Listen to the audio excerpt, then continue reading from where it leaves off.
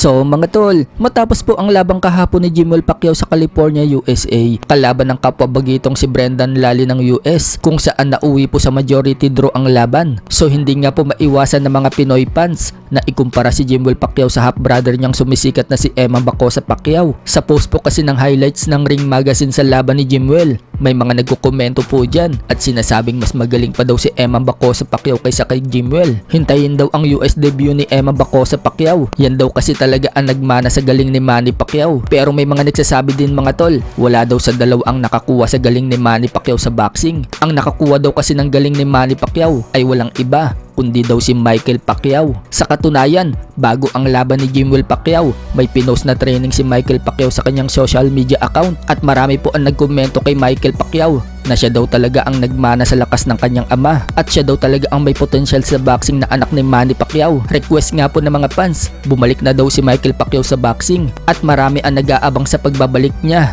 Sa mga hindi po kasi nakakaalam, sumabak na po itong si Michael Pacquiao sa amateur boxing ng isang beses, 3-rounder bout, at naipanalo po ni Michael Pacquiao ang laban via unanimous decision. Pero sa post-fight interview, sinabi ni Michael Pacquiao, yan na daw ang una't huling laban niya sa boxing. Sinubukan lang naman daw niya mag-boxing para ma-experience niya. At ngayong na-experience na daw niya, hindi na daw siya muling lalaban. Pero marami talagang bumilib kay Michael Pacquiao sa unang laban niya sa amateur. Kahit kasi duguan ang ilong ni Michael Pacquiao sa unang round pa lang, talagang palaban ito at talagang bumabato siya ng kombinasyon. Mas lalo pa nga siyang tumapang na makakita siya ng dugo sa kanyang ilong. Kaya marami po ang nanghihinayang kay Michael Pacquiao dahil hindi na nito tinuloy ang pagbaboxing. Sa halip, mas kinahiligan ni Michael Pacquiao ang pagrarap. Sa ngayon, nag-iinsayo itong si Michael Pacquiao sa boxing pero sinasabi niya na exercise lang daw niya yan. Pero umaasa pa rin po ang mga fans na magbabalik si Michael Pacquiao sa boxing gayong nasa professional boxing na ang dalawa niyang kapatid. So para naman po sa atin mga tol,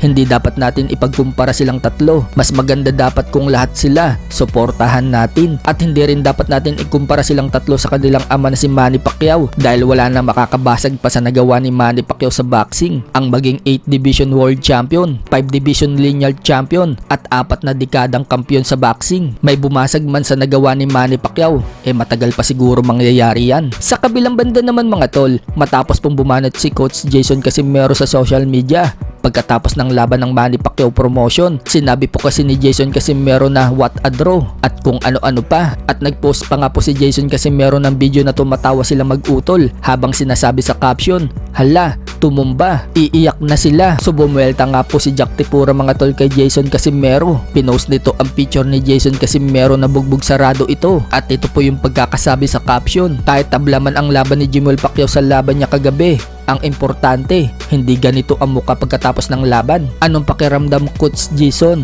na mismong mahal mong kapatid, binugbog ka at ganito ang nangyari sa pagmumukha mo? Talo mo pang lumaban ng championship. So anong masasabi nyo dyan mga tol?